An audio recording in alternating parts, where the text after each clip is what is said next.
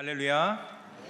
오늘은 종료주일이고 내일부터 고난주간이 시작되는데요, 호산나 다윗의 자손이여 하나님께 찬양 영광 돌리면서 고난주간을 십자가의 깊은 묵상을 통해서 하나님 앞에 날마다 나아가는 우리 모두가 되기를 간절히 바랍니다. 여기 강대산 앞에 붉은색 꽃들이 장식이 되어 있죠, 그죠? 어떻습니까? 보기에 대답을 해주셔야 되는데 아름답지요? 그렇습니다. 갓 태어난 아기를 보면 어떤 생각이 드십니까? 이 아이가 아빠를 닮았는지 엄마를 닮았는지 생각하기 전에 먼저 작은 손이라든지 그런 모습을 보면서 정말 사랑스럽고 이쁘다라는 생각이 들지 않습니까? 혹시 이 자리에 나오시면서 오늘 찬양 예배 제목 읽어보시고 다 나오셨죠? 주보를 보시기 바랍니다. 제목이 뭐냐면요, 오늘 말씀의 제목이 아름다운 고난입니다. 아름다운 고난, 여러분 어떻게 보면은 앞뒤가 맞지 않는 말 같지 않습니까? 우리가 고난이라는 단어 앞에 어떤 수식어를 붙이면 좋을까요?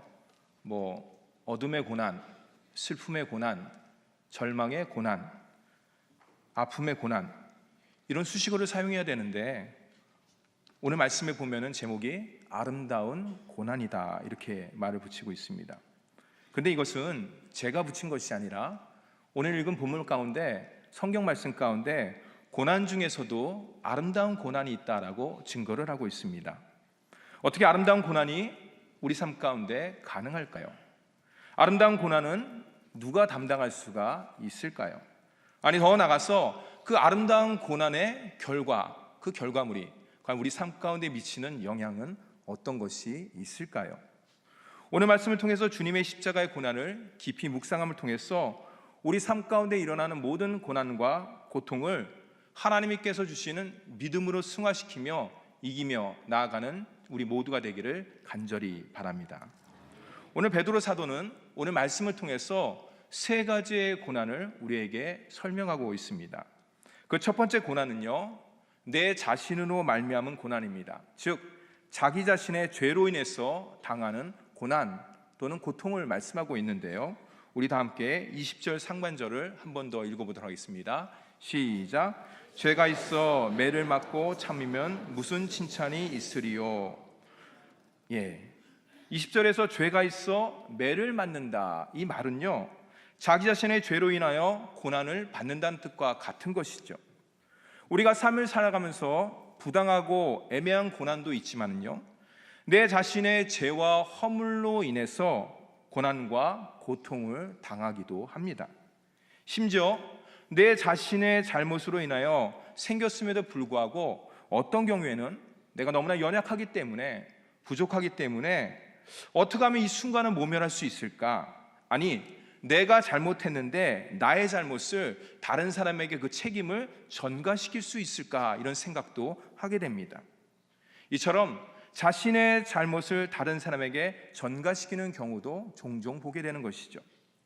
우리는 여기서 중요한 것을 한 가지 알 수가 있는데요, 자신의 죄로 인하여 당하는 고난 앞에서 우리가 어떤 모습으로 나아가야 될까? 만약 그것을 내가 알고 회개하지 않고 타인에게, 다른 사람에게 그 책임을 전가시킨다면 자신은 더 큰 죄악의 소용돌이 가운데 빠질 수밖에 없는 것입니다. 성경의 구약 시대에 이스라엘 백성들이 죄악에 빠졌을 때 사무엘이라는 선지자가 나타나서 이스라엘 백성들에게 회개를 촉구하였습니다. 내가 너에게 잘못한 것이 있으면 말하여 보라. 내가 누구의 나귀를 취하였느냐?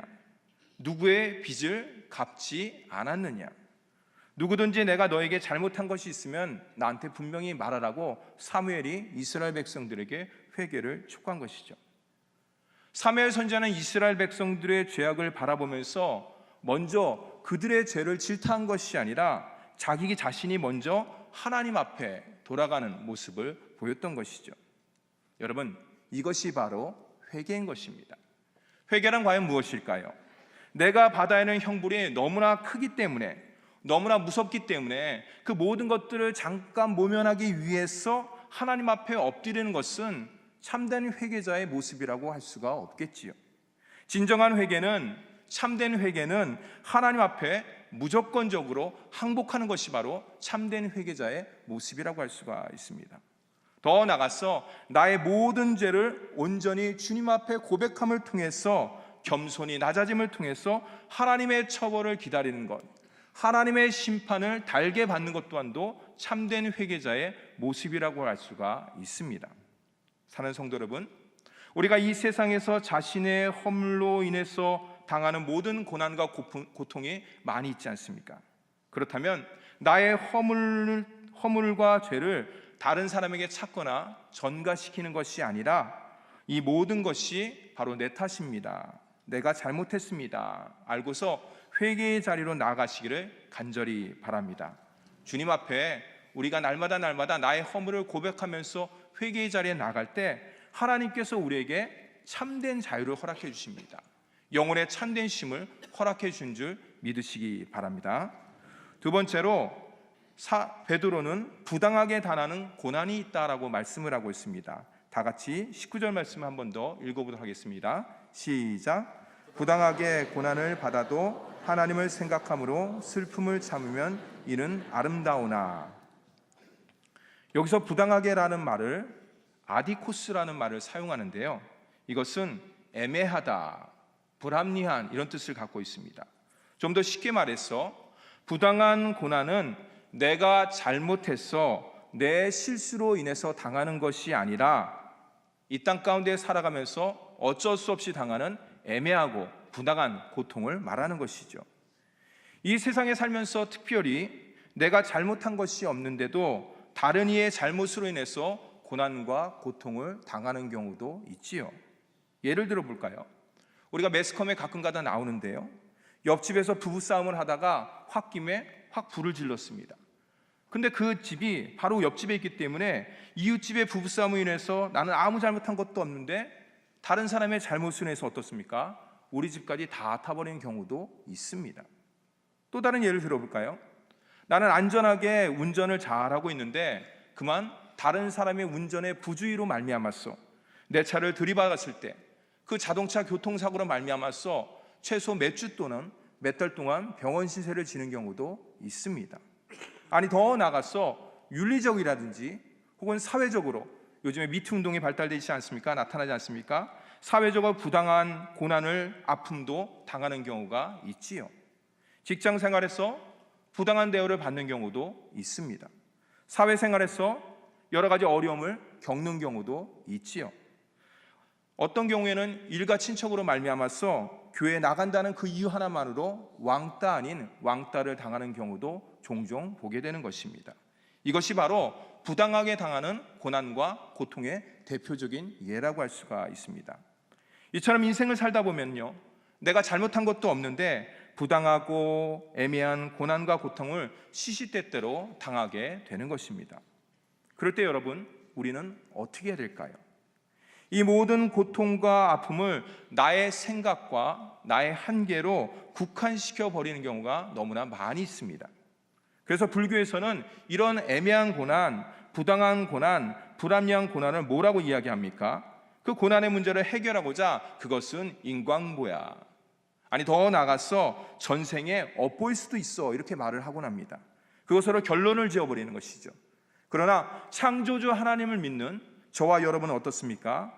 이 땅 가운데 일어나는 모든 고난과 고통은 불교에서 말하는 인과응보나 업보의 결과가 결코 아니라고 할 수가 있지요. 사랑하는 성도 여러분, 불합리한 고난과 억울한 고통이 우리 삶 가운데 지배하더라도 나의 안목과 나의 식견으로 바라보지 마시기를 간절히 바랍니다. 넓은 시각으로 바라보셔야 되는 것이죠. 그 넓은 시각으로 바라본다는 것이 무엇입니까? 하나님의 입장에서, 하나님의 편에서 생각하는 것입니다. 더 쉽게 얘기할까요? 믿음의 관점으로, 믿음의 시각으로 이 고통과 고난을 바라보는 것입니다. 그렇습니다.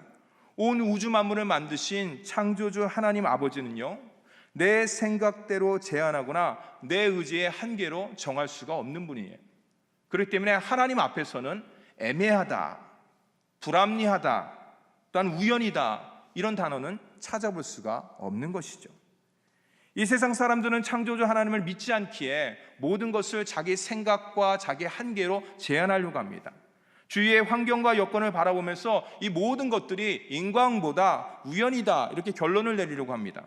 그러나 오직 합력하여 선을 인도하시는 그 하나님 아버지께서 내가 부당하게 당하는 고난과 아픔을 화가 아닌 복으로 바꾸어 주신 줄 믿으시기 바랍니다.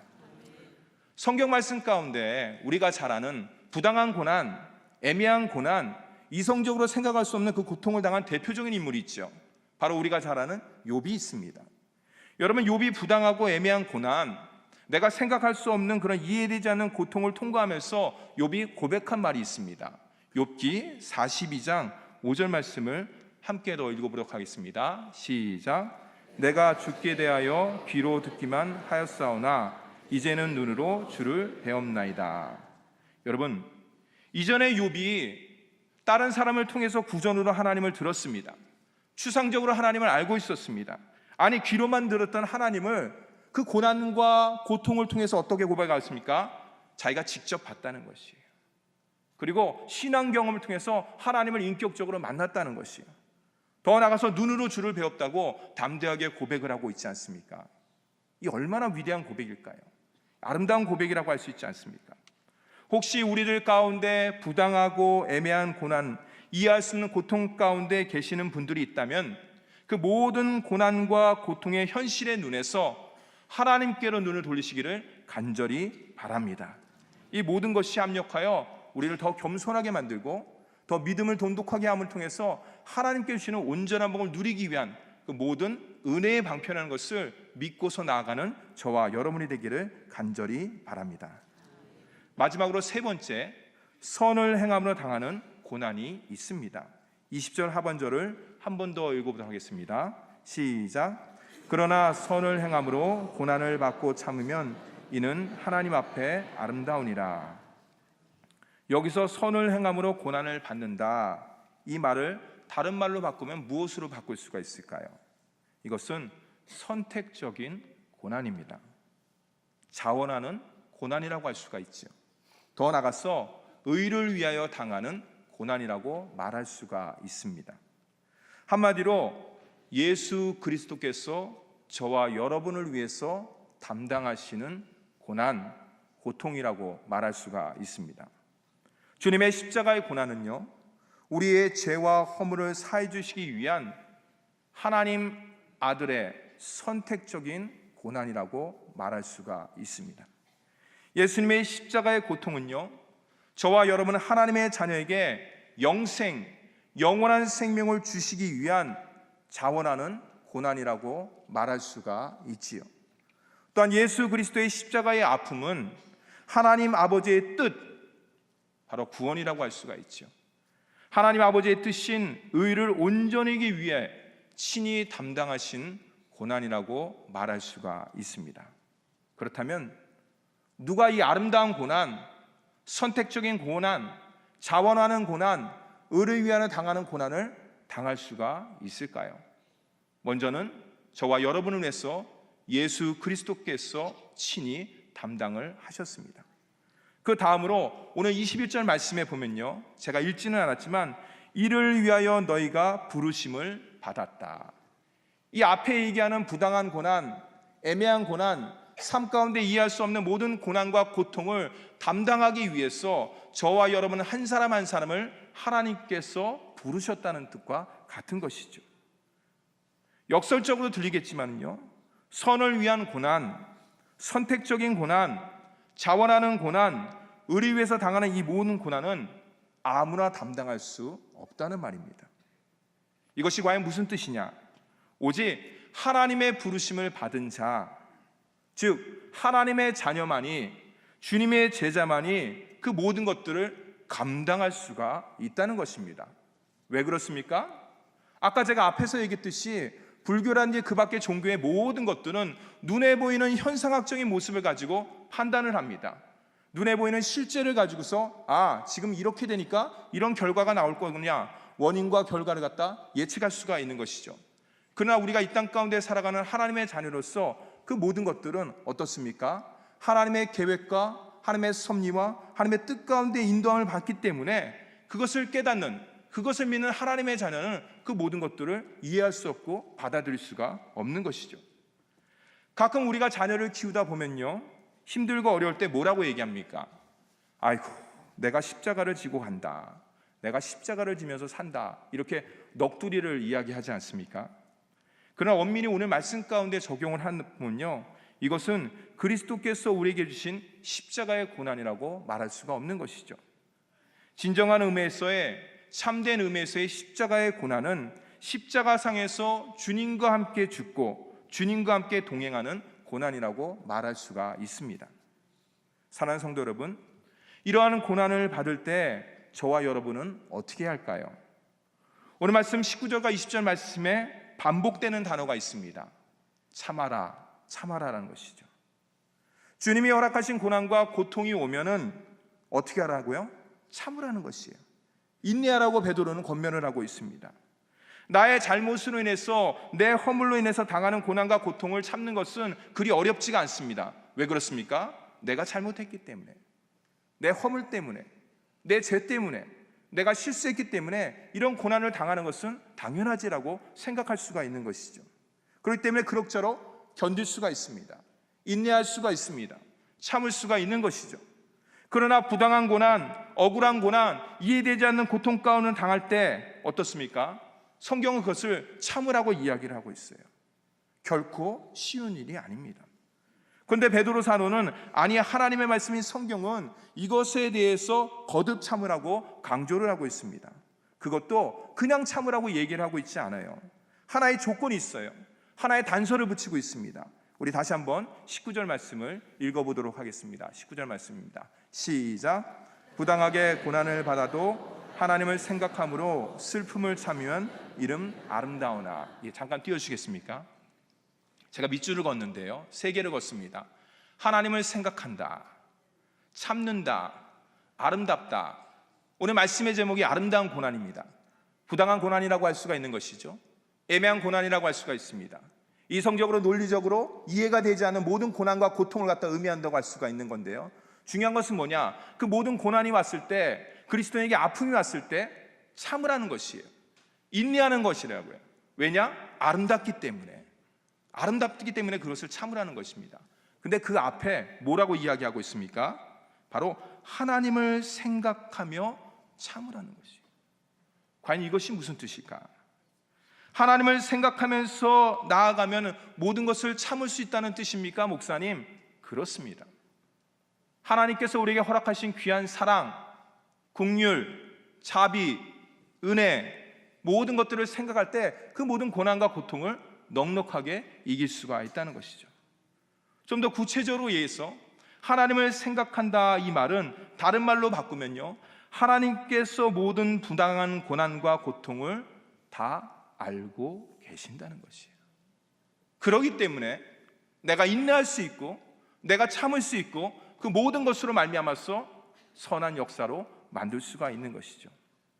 그 아무도 나의 고난과 고통을 알아줄 것 같지는 않습니다. 그러나 창조주 하나님 아버지께서 내 모든 고난과 고통을 다 알고 계신다는 것이에요, 여러분. 그렇기 때문에 하나님을 생각함으로 말미암아서 그 모든 것들을 인내할 수 있다는 것이죠. 또한 하나님을 생각한다, 이 말은요, 창조주 하나님이 나의 모든 상황을 아시는 것뿐만 아니라 이 모든 상황을 변화시켜 주신다는 것이에요. 여러분, 내가 이 땅 가운데 살아가면서 여러 가지 어려움과 고통을 당할 때 누구에게 호소합니까? 주위 사람들에게 호소하면 그것을 변화시켜 줄 수가 있습니까? 그것을 바꿔줄 수가 있나요? 그렇지 않아요. 그냥 울면서 옆에서 잡아갖고 동의는 할 수 있지만은, 같이 울어줄 수 있지만 그 고난과 고통을 짊어질 수는 없는 것이죠. 그러나 오늘 말씀 가운데 베드로가 증거하기를 하나님을 생각하면서 나아가면은 그 모든 것들이 변화가 된다는 것이에요. 왜 그렇습니까? 우리 하나님께서는 창조주가 되신 것을 온전히 믿으시기를 간절히 바랍니다. 그래서 시편 기자는요, 시편 119편의 말씀을 통해서 이렇게 이야기를 하고 있습니다. 내가 당하는 고난이 나에게 유익이라. 근데 원문에 보면요, 그냥 유익이라고 하지 않고 엄청난 유익이다, 큰 유익이다, 대단한 유익이다라고 말씀을 하고 있는 것이에요. 그러니까 내가 지금 당하는 고난과 고통, 그 모든 것들이 바로 합력하여 선하게 인도하시는 하나님의 계획과 섭리 가운데 있기 때문에 그 모든 것들을 내가 참으면서 감당할 때, 주님을 생각하면서 나아갈 때 그 모든 것들은 내 신앙생활뿐만 아니라 내 삶에 엄청난 유익이 된다고 시편 기자는 증거를 하고 있습니다. 사랑하는 성도 여러분, 혹시 이 시간 남이 모를 고난과 고통을 안고 있다면 내일서부터 시작되는 고난주간을 통해서 십자가에서 나의 모든 고난과 고통을 지신 주님 앞에 담대히 고백하며 함께 나아가는 우리 모두가 되기를 간절히 바랍니다. 하나님이 나의 고난 가운데 임하실 때, 고통 가운데 함께 하실 때 내 모든 고난과 고통은 가장 좋은 결과물로 만들어지는 것이죠. 억지로 그냥 참는 것이 아닙니다. 오늘 베드로 사도가 말했듯이 하나님의 선하심과 하나님의 인자심과 하나님의 능력을 의지하면서 믿으면서 참으면서 나아갈 때 그 모든 것들이 아름답게 승화된다는 것을 오늘 말씀을 통해서 우리에게 증거를 하고 있습니다. 그렇다면 왜 우리가 하나님을 생각하면서 참아야 할까요? 그것은 하나님 앞에서 그 모든 고난과 고통이 아름답기 때문이에요. 성도가 고난 중에 참는 것이 하나님 보시기에 아름다운 모습이라고 증거를 하고 있습니다. 여기서 오늘 말씀 가운데 아름답다라는 말은요, 우리가 잘 아는 카리스입니다. 카리스라는 단어의 뜻은 은혜, 보상, 그리고 칭찬이라는 말로 사용되는 것이죠. 그러니까 저와 여러분이 이 땅 가운데 주님께서 허락하신 십자가의 고난을 생각하면서 참는 것은 하나님 앞에 은혜라는 것이에요. 아무에게 주는 것이 아니라는 것이죠. 특별히 하나님의 선택받은 백성에만 주는 은혜 중에 은혜라는 것을 오늘 말씀을 통해서 우리에게 전하고 있습니다. 더 나아가서 하나님께 칭찬받는 일이라는 것이에요. 그리고 나중에 하나님의 보상이 큰 보상이에요. 우리가 이 땅 가운데 그리스도인을 당하는 모든 고난과 고통 가운데는 하나님께서 천국에 예비하신 귀한 상급이 있다는 것, 보상이 있다는 것을 오늘 카리스라는 것을, 아름답다는 뜻을 통해서 우리에게 증거를 하고 있습니다.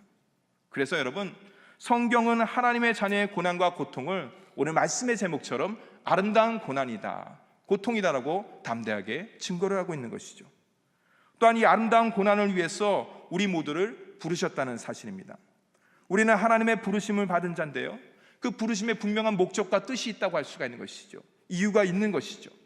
주님의 부르심의 분명한 목적과 이유가 무엇일까? 이 땅 가운데 하나님의 자녀로서 하나님의 나라를 이루고 하나님의 의를 이루는 것도 중요하지만 오늘 말씀 가운데, 오늘 삶 가운데 적용한다 그러면 예수 그리스도의 십자가의 고난과 고통을 친히 함께 담당하기 위해서 저와 여러분을 이 자리에 불러주셨다고 오늘 말씀은 증거를 하고 있는 것입니다. 여러분, 하나님께서 부르사 다양한 사명 가운데 있는데 우리가 이 땅 가운데 누리는 모든 영광뿐만 아니라 십자가의 고난과 고통의 자리로 우리를 부르셨다는 사실을 오늘 말씀을 통해서 온전히 믿으시기를 간절히 바랍니다. 하나님은요, 이 세상에서 하나님의 자녀라고 이 세상에서의 당하는 고난과 고통을 면제해 주진 않지요. 여러분, 면제 받으셨습니까? 그렇지 않지 않습니까? 우리가 이 땅 가운데 살면서 크던 작던 고난과 고통이 우리 삶 가운데 있는 것이 우리네 인생이라고 할 수가 있는 것이에요. 그러나 반대로 하나님은 그 고난과 고통을 면제시켜 주지는 않습니다. 그러나 우리 삶에 일어나는 모든 고난과 고통의 아픔을 아름다운 고난으로, 아름다운 고통으로 승화시키는 주님이신 것을 온전히 믿고 나아가는 저와 여러분이 되기를 간절히 바랍니다.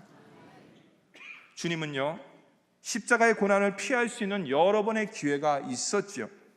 그러나 주님께서 십자가의 고난과 고통을 피하지 않으셨습니다. 겟세마네 동산에서 핏방울이 땀방울이 되도록 기도하시면서 하나님 아버지의 뜻대로 나아가는 것이죠.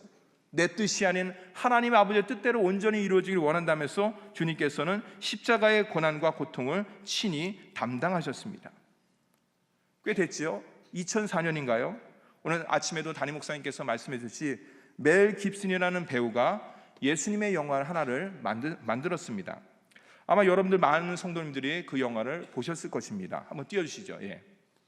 바로 뭐냐면 패션 오브 크라이스트입니다.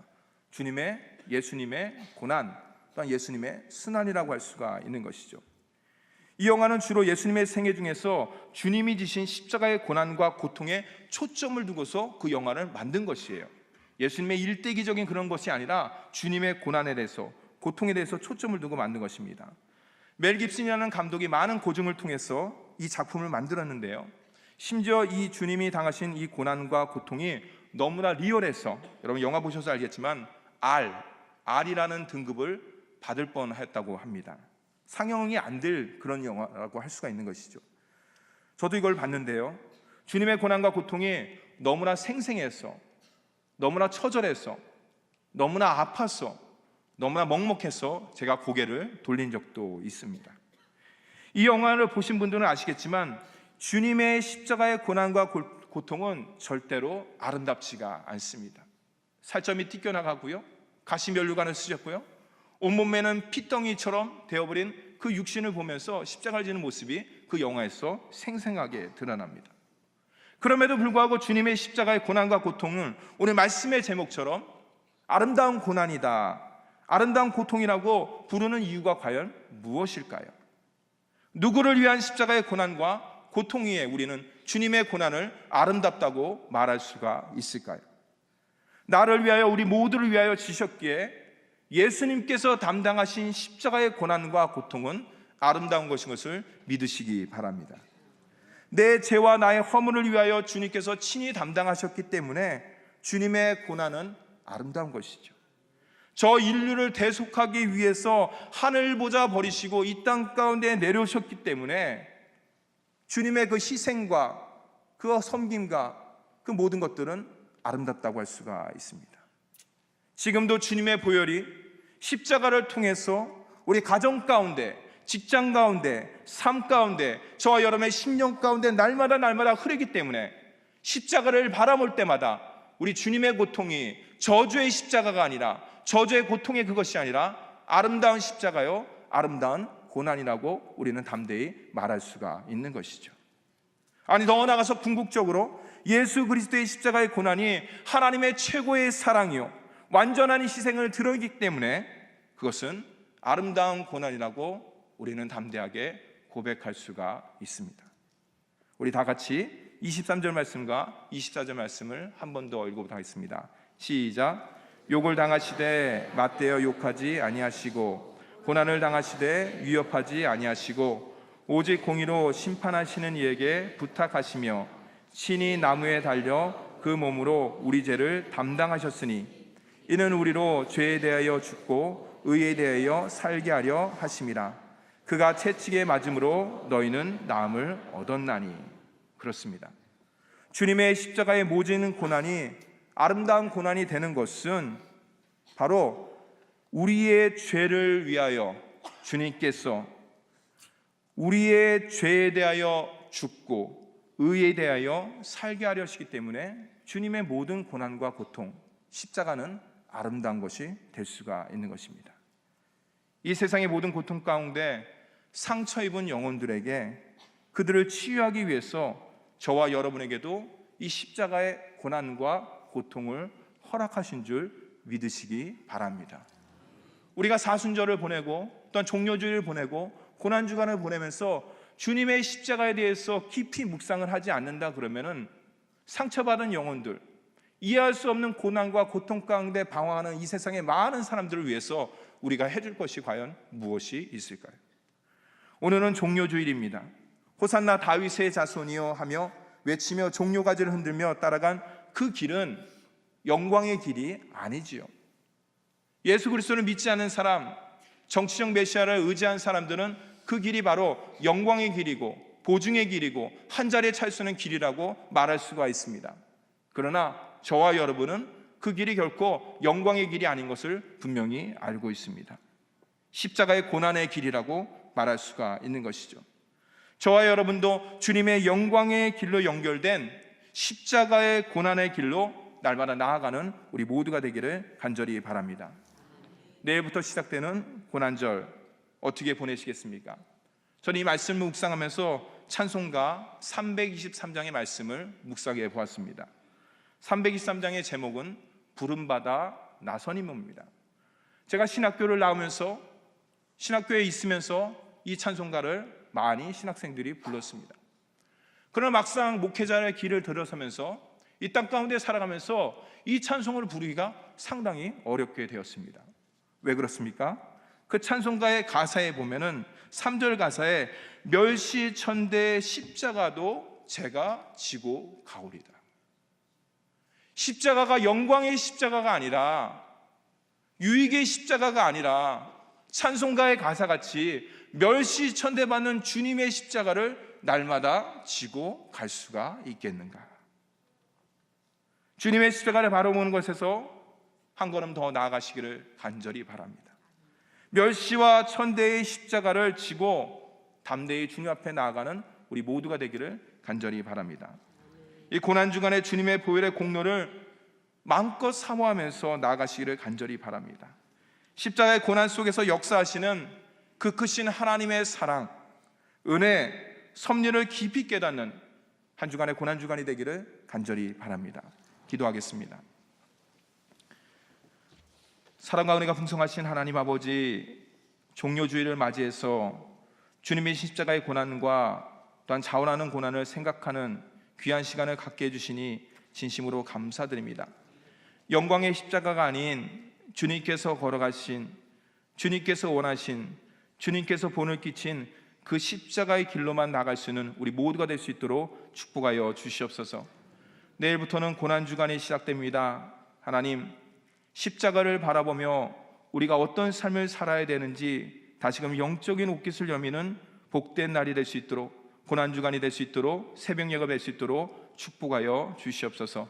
예수님의 이름으로 감사하며 기도드립니다. 아멘.